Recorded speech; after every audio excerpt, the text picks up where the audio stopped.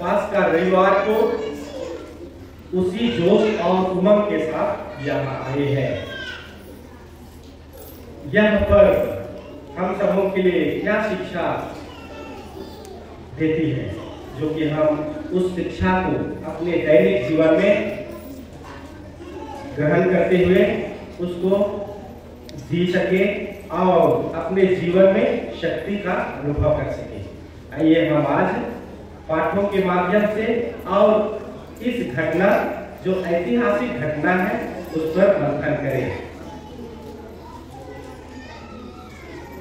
Maryam Magdalena से हम लोग वाकिफ हैं, हम जानते हैं यीशु क्रिस्त जैसे कि आज के पहले पाठ में प्रेरित चरित्र में हमने सुना कि यीशु इस दुनिया में आए और इसलिए आए कि उसने उसको ईश्वर ने हमारे बीच भेजा और यीशु जो हम सबों के पापमय स्वभाव को अपने ऊपर लेकर के हमेशा हमेशा के लिए मृत्यु के बंधन को तोड़कर अनंत जीवन हमको दे, ये मकसद उसका था। और उसके लिए वे जन्म से लेकर क्रूस बलिदान तक उन्होंने बहुत सारे अचरज के काम किए, बहुत सारे अचरज के काम किए। हम पाठों के माध्यम से हम जानते हैं और उसमें से एक बड़ा अचरज का काम मरियम मगदलेना के साथ किया था। मरियम मगदलेना के साथ, जो पापिनी स्त्री के रूप में जानी जाती थी, जिससे 7 अद्भुत निकले थे। और कहा जाता है जो पापिनी स्त्री जिसको यीशु के पास उस समय ले गए थे कि इन्होंने पाप किया है, और मूसा के आधार पर, मूसा की संहिता के आधार पर, मूसा के नियम के आधार पर ऐसी स्त्री को पत्थर से मारकर हत्या की जाए। ये बातें मरियम मगदलेना के साथ होती है। और यीशु क्या करते हैं, जो निष्पाप हो वो सबसे पहले क्या मारे, पत्थर मारे। कल हमने सुना था कि ईश्वर ने हमको अपने ही प्रतिरूप बनाया, और हम कैसे पाप में हमारे जीवन में कैसे पाप आ गया, क्योंकि हम सभी पापी हैं। क्योंकि एक भी पुरुष उस महिला पर पत्थर नहीं फेंका, अर्थात सब कोई अपने आप को कबूल किए, स्वीकारे कि मैं पापी हूं। इसलिए वे एक एक करके क्या चले, एक एक करके वहां से खसक गए, और अंत में मरियम मगदलेना अकेले रह गई। और उससे यीशु क्या कहते हैं, मैं भी तुम्हें दंड नहीं दूंगा, लेकिन तुम्हारे पाप को मैं क्षमा कर देता हूं, फिर से ऐसा नहीं करना। और वो एक नई प्राणी बन गई। यीशु ख्रिस्त की आत्मा शिक्षा को मरियम मगदलेना ग्रहण किया, और यीशु के उस अनुपम प्यार को दिल से अनुभव किया, और उसी का परिणाम है कि यीशु ख्रिस्त के मृत्यु के बाद वो बेचैन रहने लगी, क्योंकि यीशु को प्यार करती थी। यीशु से उसको नया जीवन मिला था।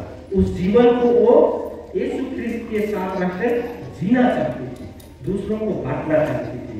और वो नारी सुबह होते ही वो किसकी खोज में जाती है, यीशु की खोज में। कहा जाती है, जहां गुड फ्राइडे को, भला शुक्रवार को यीशु को दफना दिया था, वहां जाती है और सोचती है कि मैं उस यीशु जो प्रेमी है, मुझे नया जीवन दिया है, उसे मैं कैसे मिलूंगी।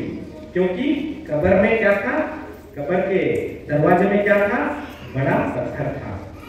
लेकिन यीशु ख्रिस्त पर मरियम विश्वास करती थी, जो खोजना चाहती थी, और जाती है, देखती है कब्र खुला है, लेकिन साहस नहीं करती है।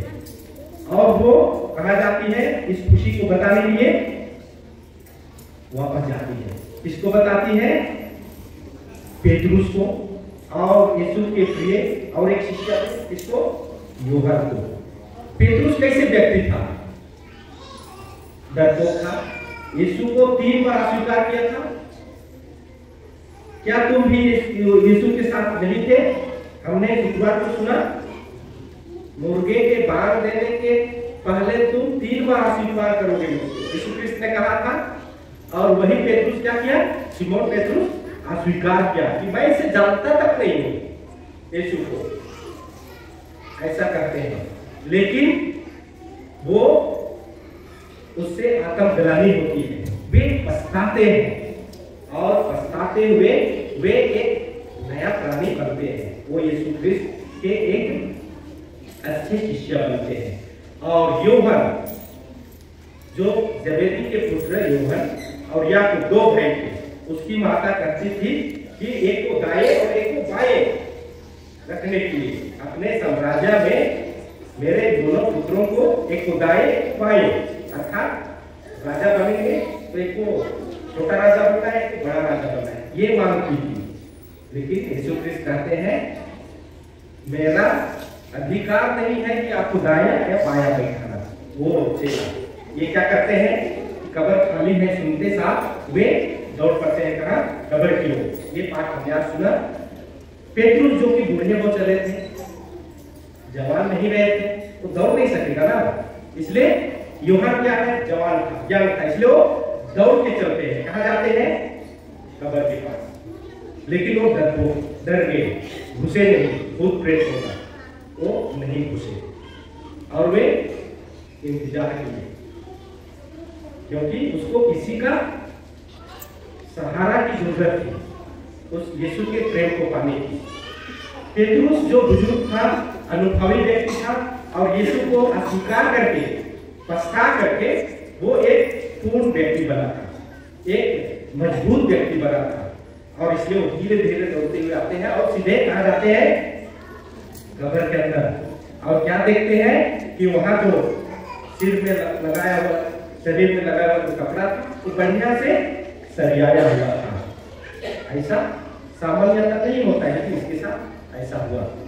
तो वे समझ जाते हैं कि यीशु ने जो कहा था वो सत्य हुआ है। और तब उसके पीछे यूहन्ना भी घुसते हैं और देखते हैं कि उसके कपड़े अच्छी तरह से सजा हुआ है। तब विश्वास करते हैं, तो विश्वास करते हैं। भाई बहनों, हमारे जीवन में इसी तरह की बात होती है। यीशु क्रिस्त न केवल मरियम मगदलेना को तैयार किया अपने संदेश वाहक बनाने का, लेकिन हम प्रत्येक जन को यीशु क्रिस्त अपने हमारे बपतिस्मा के माध्यम से हम यीशु में भर जाते हैं और उसके पुनरुत्थान के साथ हम जीवित होते हैं। अर्थात हमें भी वो कृपा मिली है कि हम भी यीशु के इस पुनरुत्थान की खुशी को मरियम मगदलेना, पेतरुस और यूहन्ना की तरह हम घोषित करें। ये आज हमारे लिए एक निमंत्रण मिल रहा है और इस निमंत्रण को हमको स्वीकार करने की जरूरत है, क्योंकि हमें ईश्वर अपने ही प्रतिरूप बनाया है। लेकिन आदम और हेवा जो एक मनुष्य थे, उनके कारण मृत्यु हमारे बीच आई और हम मृत्यु के बंधन से बंध गए। हमारा जो प्रतिरूप ईश्वर का प्रतिरूप था उससे हम धूमिल कर दिए। हम मिरर में, आईना में हम देखते हैं अपना चेहरा। जब पाप किए तो ईश्वर की प्रतिरूप हम पर दिखाई नहीं देने लगी, हम एक पाप में प्राणी बन गए।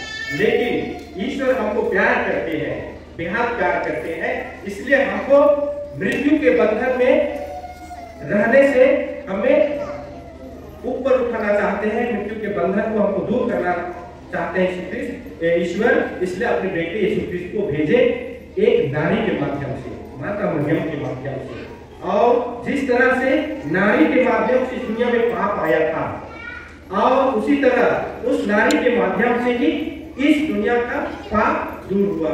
यीशु ख्रिस्त हमारे बीच में आए और हम सबों के प्यार के खातिर यीशु ख्रिस्त ने क्रूस के काट में अपने आप को अर्पित कर दिया, अपने प्राण को दे दिया हमारे लिए।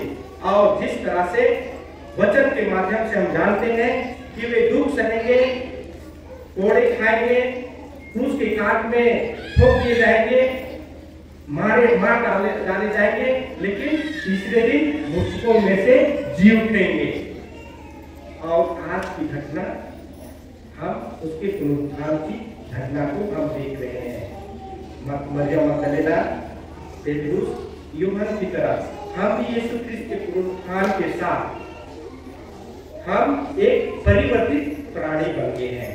अर्थात उस हेवा और आदम के द्वारा पाप आया था, मृत्यु आई थी, उस मृत्यु से हम यीशु में विजय प्राप्त किए हैं।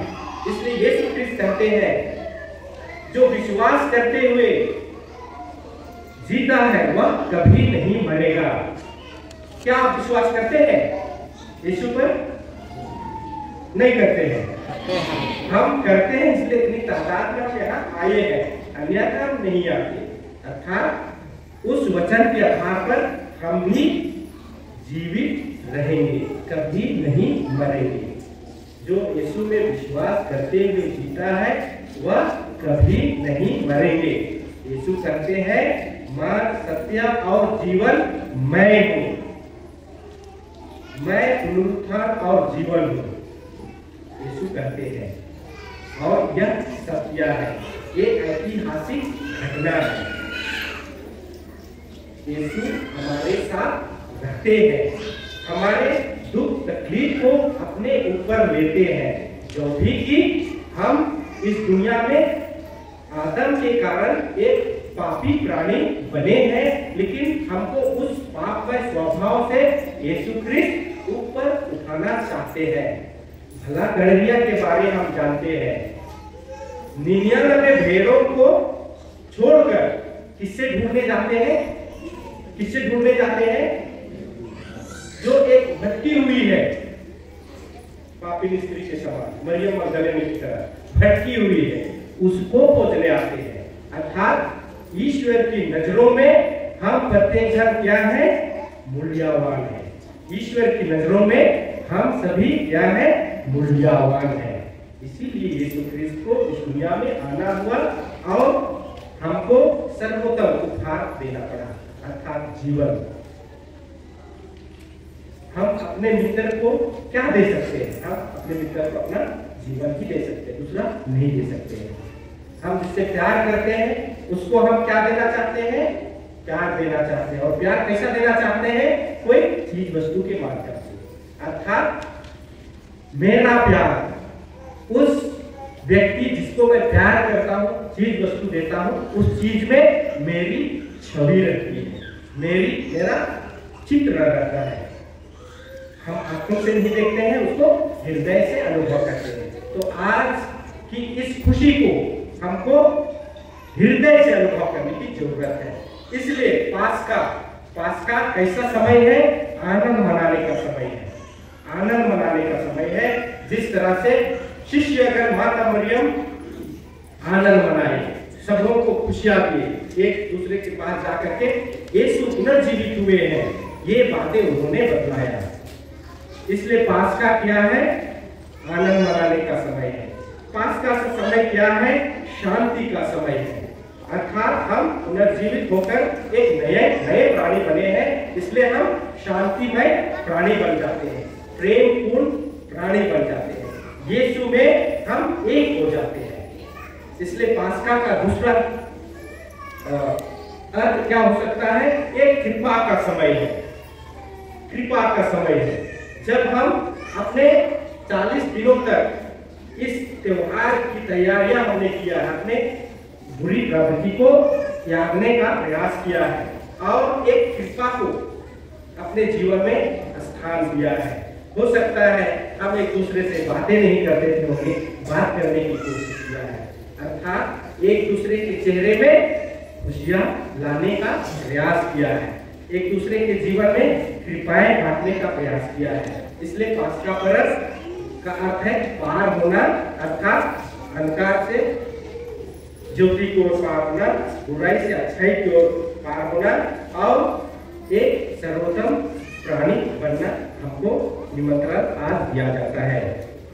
इसलिए आइए हम आज इन्हीं बातों को अपने मन और दिल में अनुभव करें, जिससे कि हम भी हमेशा मरियम मगदलेना की तरह अपने कमजोरियों को ना देखें, लेकिन उस कमजोरियों से हम ईश्वर की कृपा को हम पाना सीखें।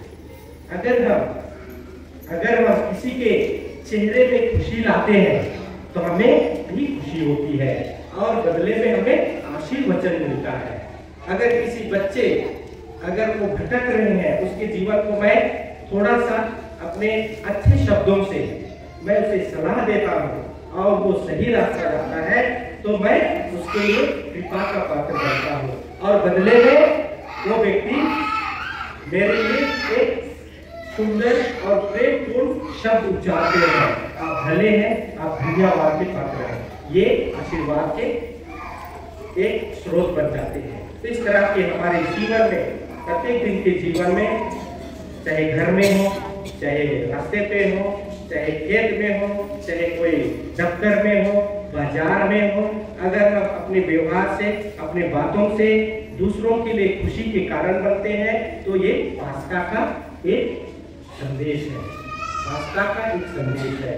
अगर हम, हो सकता है हम नशा पान में पड़े हो, फिजूल खर्ची बन रहे हो, बाल बच्चों की परवरिश नहीं कर रहे हो, अपने परिवार की परवरिश नहीं कर रहे हो, अगर हम उसको थोड़ा सा ध्यान देकर, जैसा कि पहले कहा, स्वतंत्रता हमको मिली है, निर्णय लेना हमको है, अगर हम अच्छी तरह से सोच समझकर अपने परिवार के बाल बच्चों के अगर देख रेख करने के लिए मैं थोड़ा सा आगे बढ़ता हूँ और अपने बुरी प्रवृत्ति को मैं छोड़ता हूँ, तो हम पास्का पर्व हम रोज दिन मनाते हैं।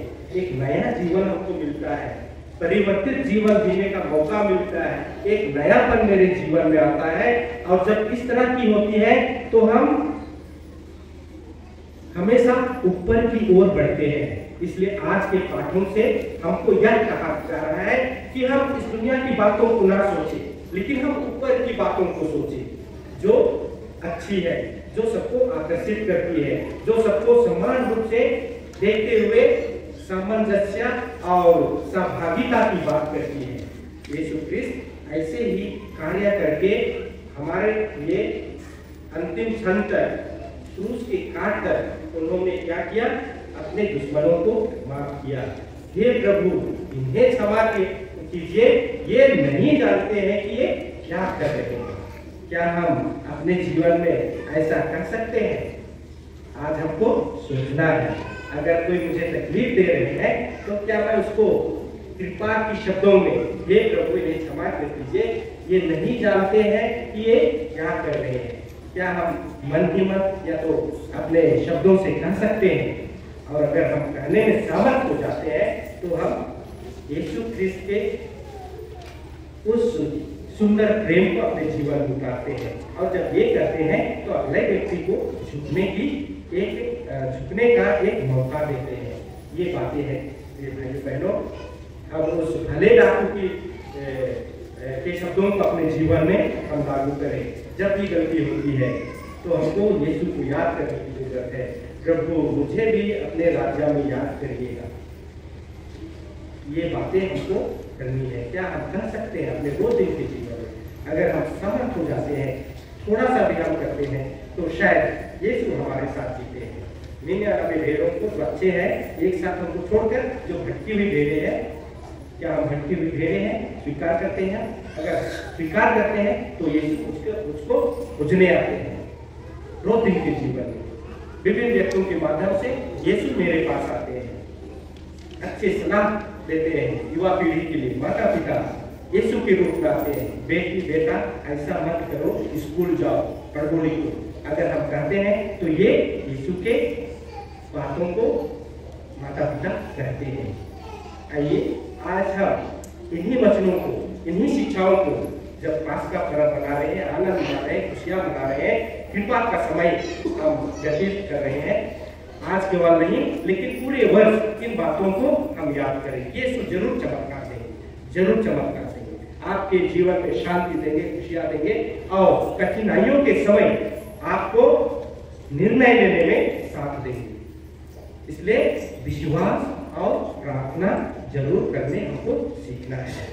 जिस तरह से मरियम मगदलीना को एक बार यीशु ने कहा, नारी मैं भी सजा नहीं देता हूँ लेकिन तुम्हें क्षमा करता हूँ, फिर आपसे ऐसा नहीं करना। प्यारे माता पिता भाइयों बहनों, मनुष्य है, कमजोर है, हम पाप में गिरते हैं लेकिन अंतिम नहीं है। हम स्वीकार संस्कार के माध्यम से हमको पाप को यीशु के को चढ़ाने का एक मौका मिलता है, हमको स्वतंत्र बनाते हैं। इसलिए इन बातों को हमको याद करने की जरूरत है, तभी हम जीवन में खुश रह सकेंगे और जब खुश रहेंगे तो हम अच्छा कार्य करेंगे। यही अक्षराज के काम है, यही यीशु के कृपा के काम है। आइए हम उसको मनन करें। पिता, पुत्र और पवित्र आत्मा के नाम।